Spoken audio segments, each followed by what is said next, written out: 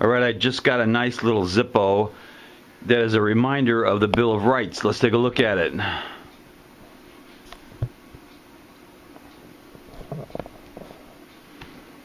Alright, now this one comes in the standard Zippo box, and the back reads,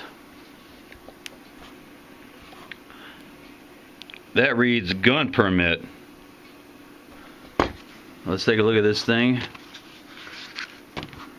Alright, it comes on a green matte finish on a brass case. Nice brass case. Made in J of 13, genuine Zippo, Bradford, PA. It's got a great sound. I'm not going to fire this one up.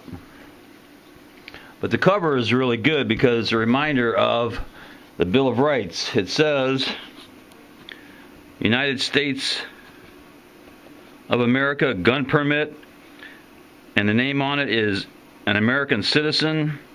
The date of issue is December 15th, 1791. Expiration date, never.